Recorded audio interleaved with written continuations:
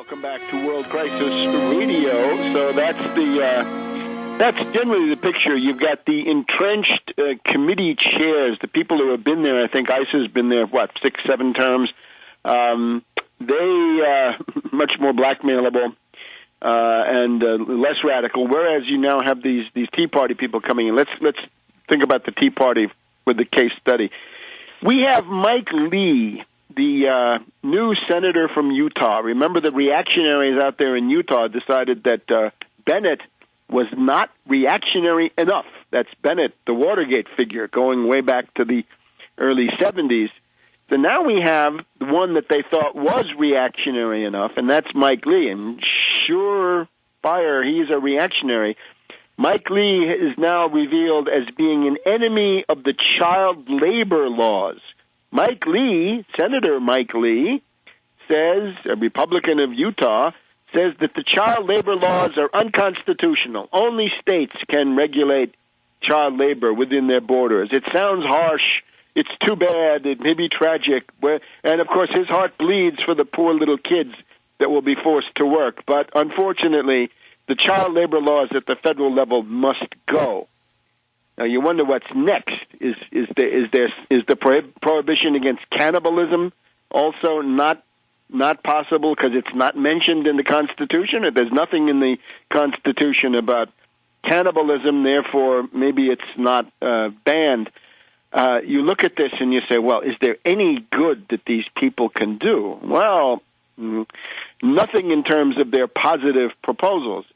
But when they fight Obama, then it becomes interesting. If they can checkmate one form of evil, even a more extreme form of evil in some ways, can checkmate another form of evil, this reduces the net evil that we have to deal with, and that's unfortunately the only way the world has survived as long as it has. Now, next Tuesday evening, we have the Obama State of the Union, and the answer is going to be given. The Republican reply will be given by Congressman Ryan, who is the reactionary, the budget czar for the Republicans. Now, Ryan is already somebody who believes that Social Security, Medicare, and Medicaid have to be abolished in their current forms. But for some of them, for about two-thirds of the Republicans, he may not be reactionary enough.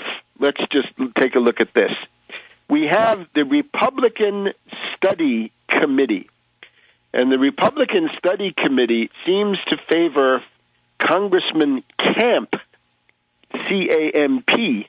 You can go back to the essay by Susan Sontag and get some idea of this guy's cultural roots. But the essay by Susan Sontag on Camp, the Republican Study Committee represents the reactionary wing of the House Republican caucus. It's about two-thirds of them. Two-thirds of them count themselves as reactionaries, or as they say, conservatives. They're not conservatives. They're right-wing extremists. And they have now come out with their proposals for what to do about spending, and you're going to have to shudder. It's horrendous. They say you've got to cut $100 billion out of the budget immediately because that's what the reactionaries promised in the elections. So this is already a conflict with Ryan. Ryan, the Republican from Wisconsin, Paul Ryan, who will give the answer, right? House Budget Committee Chairman Paul Ryan says, well, $60 billion is enough for this year. So the House Budget Committee and the House Appropriations Committee are both looking at cutting $60 billion, but not so fast, says the reactionary wing, the House Republican Study Committee, the ultra-reactionaries, two-thirds of the whole group. They now say that's not enough. It's got to be $100 billion.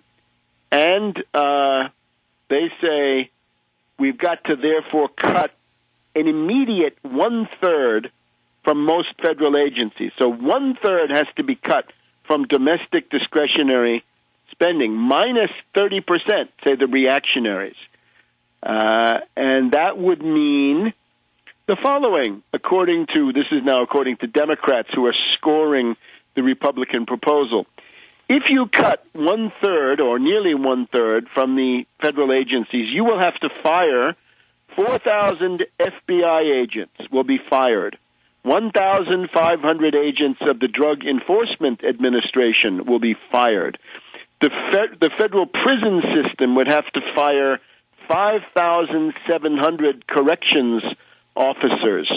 The Department of Agriculture would fire 3,000 food safety inspectors. The Head Start program, and this is a really serious one, the Head Start program would dump 389,000 children from their programs. Now, the Head Start program is you can have essentially a kind of pre-kindergarten for your kid. They get some education, some socialization. Above all, they get breakfast so that they're less likely to succumb to cognitive dysfunctions caused by malnutrition in our great, exceptional United States. The other things, this goes on now, the reactionaries want to eliminate the Corporation for Public Broadcasting, all right? They want to eliminate the National Endowment for the Arts, all right, fine. The Amtrak to be eliminated. No, 1,000 times no. We want Amtrak beefed up. We want fast rail. We want maglev. We want Shinkansen bullet trains. We want to match the Chinese. We want to beat the Chinese in fast trains. We want to do the British, the German ICE and the French TGV, and we want to do that better. That's absolute national suicide. We're told by Republicans this week, fast rail is a boondoggle. Yeah, fast rail is a boondoggle. The Chinese are laughing at you. Learn Chinese, Republicans, if that's your line. And they want to abolish the U.S. Agency for International Development. Now, I would be the first to condemn what the U.S. Agency for International Development has done since the era of Andrew Natsios, almost 2 decades ago. But there should be U.S. emergency food relief in the world. There should be food for peace, and that goes through the Agency for International Development. That becomes a way also to support your own farm sector. So, they want to cut payments to the District of Columbia, cut $210 million to the District of Columbia. This means the District of Columbia would not be compensated by the fact that the district has got to provide police for all major political events. And also, there's a tax question, right? The federal property in the district is not taxed. That puts the District of Columbia in a terrible situation in terms of its tax base. There's a subsidy to make up for that. And the unkindest cut of all, they want to eliminate, the reactionary Republicans want to cut $150 million out of the repair budget for the Washington, D.C. metro system. The D.C. subway is going to take it on the chin with these reactionaries.